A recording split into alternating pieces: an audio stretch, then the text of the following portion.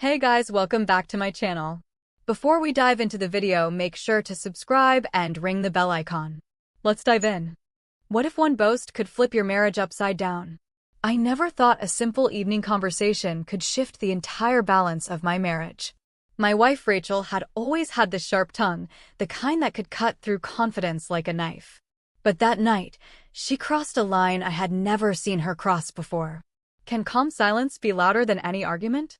We were sitting in our living room in Boise, Idaho, the soft hum of the air conditioner filling the space between us.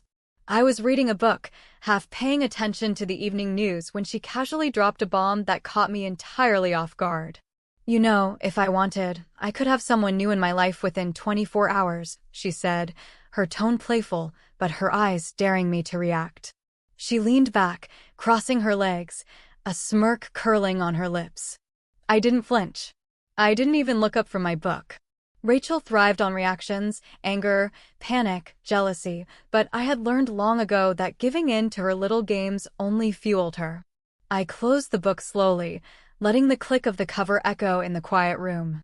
Is that so? I asked calmly, my voice even measured. Not cold, not indifferent, just calm. The kind of calm that unsettles someone used to watching you squirm at their words. Rachel blinked, a flicker of surprise crossing her face.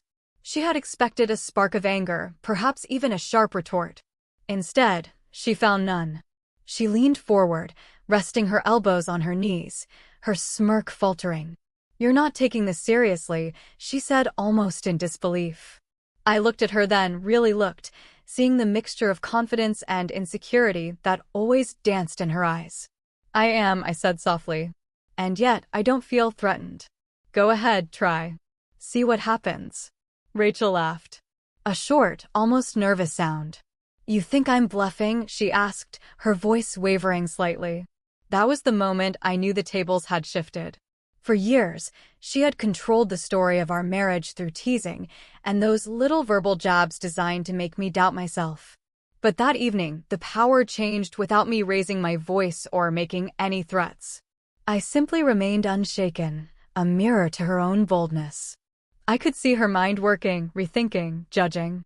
She had underestimated my patience, my control, and my ability to see through her act.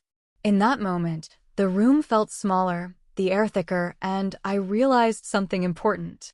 Confidence, when calm and steady, was stronger than any argument she could make. Rachel shifted in her seat, suddenly restless. "So what? You're just going to sit there and let me say things like that?" she asked, a hint of challenge in her tone.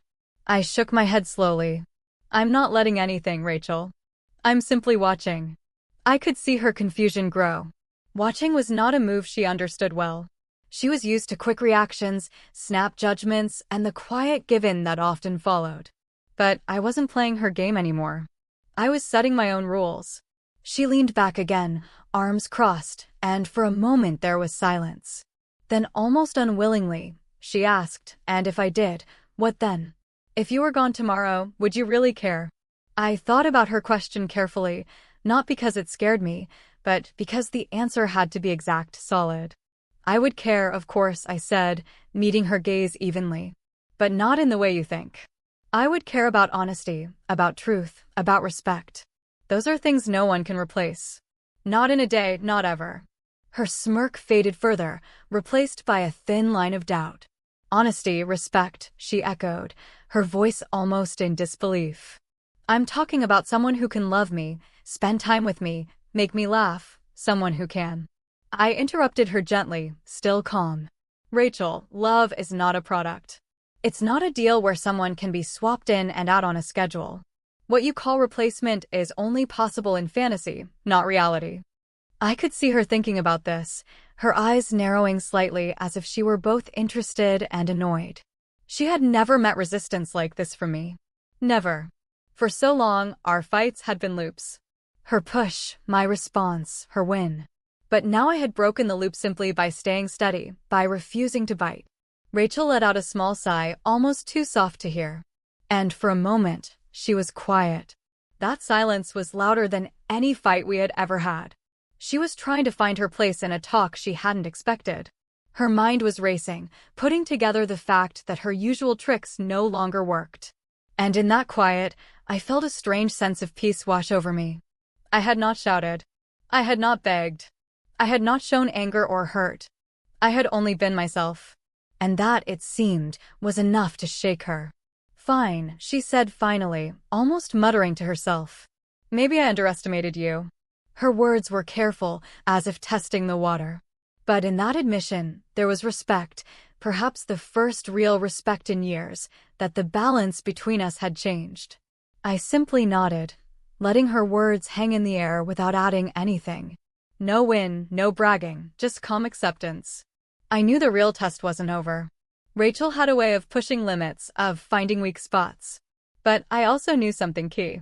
When a person's power depends on making others react, taking away the reaction takes away the power. And for the first time in our marriage, I felt like I was holding the reins. Not with force, but with steady presence, with careful words and quiet confidence. Rachel looked at me, her eyes a mix of curiosity, frustration, and perhaps a hint of respect she would never say out loud. She leaned forward, resting her chin on her hand, studying me as if trying to crack a code she didn't know. "You really don't feel threatened?" she asked quietly, almost whispering. I shook my head. "Not in the slightest. You may try, you may boast. But my sense of self, my clarity, isn't tied to anyone proving something to me. And neither is the truth of our marriage." Her lips pressed into a thin line. "You're calm. Too calm," she murmured. That's when I realized something vital. Calmness is often mistaken for weakness, but it is in fact one of the strongest tools a person can have. It shows control, patience, and a refusal to be controlled.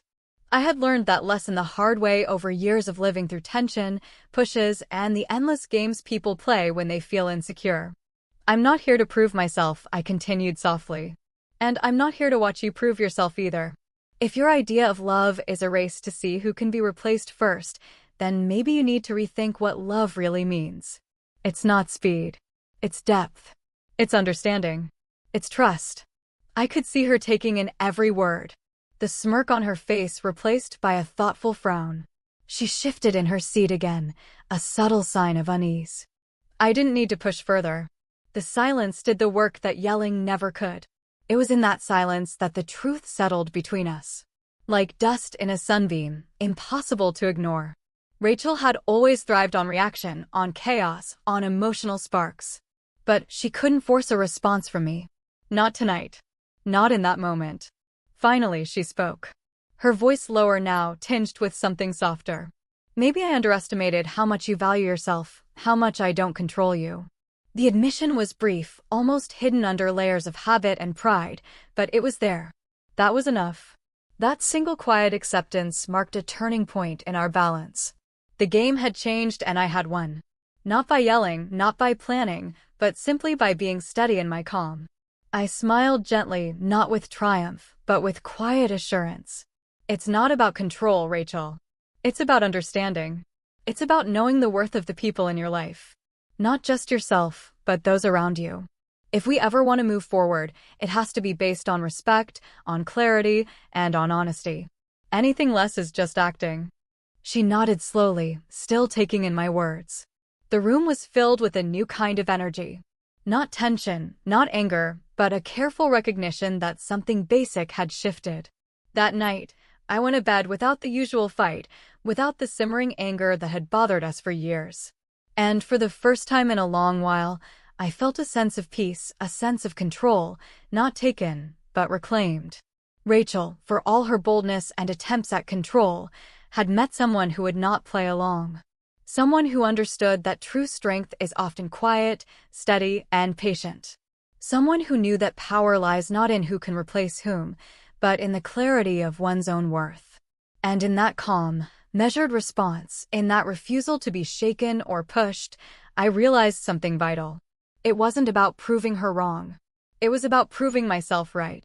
About showing that respect, patience, and quiet confidence are far more powerful than any boast, any challenge, any short attempt at fear.